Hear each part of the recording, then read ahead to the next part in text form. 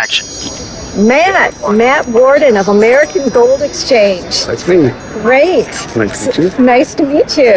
So it looks like we have a lot of great things going on here. You've got pre-1933 U.S. gold coins. You're out there treasure hunting for all kinds of antiques and cool coins. Can you give me a summary of what you do? Yeah, we specialize in classic U.S. gold coins and modern bullion. We buy and sell. We make a two-way market. We go out to coin shows and we hunt for coins that we think are above average quality, and we present them to our clients. We go out and hunt for products that our clients are looking for.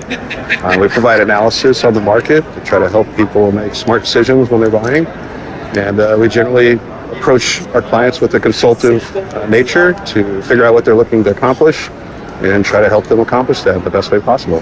Great. And how good is the investment of gold these days? Gold has been a great investment over the long term. Year to year, it's volatile, but over the long term, if you take the 50-year average, for instance, gold's appreciated about 8.5% annually.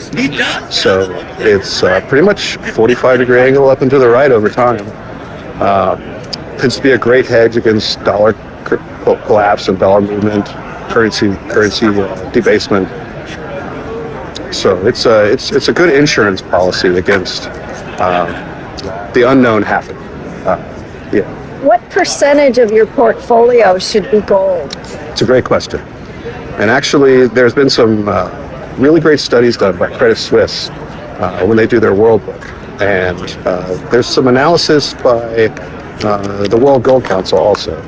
And it depends on how liquid your asset portfolio is, how risky it is.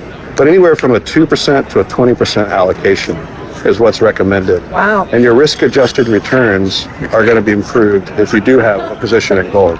So if you have a more illiquid, high-risk portfolio, you want to have a heavier weighting in gold towards that 20%. If you're in a low-risk, highly liquid portfolio, you probably only need a little bit of gold to help manage that risk. Okay. I think a good target's about 5% as an insurance policy against your broader portfolio. Okay, cool. What about silver? Silver is a good asset too. It's a lot different than gold. Most of the demand for silver, about 85%, is for industrial production of goods and jewelry. So it tends to be more of a commodity-like asset. If you look at the long-term trend for silver, it's tended to be range-bound for the last 30, 40 years between about $5 on the bottom and $50 on the top. And it's fluctuated between those levels back and forth and back and forth. Another good way to look at silver is at its ratio versus gold. And so the gold to silver ratio has ranged from about 35 to 1 to about 120 to 1. Wow. And right now it's around 80 to 1. The average is around 50 to 60. Okay. So silver's a little cheap relative to gold right now. And it's probably a pretty good buy. Really? Yeah. It's okay, we see the silver guys on TV every night. Yeah. Yeah. Yep. Silver is an important asset to have some exposure to.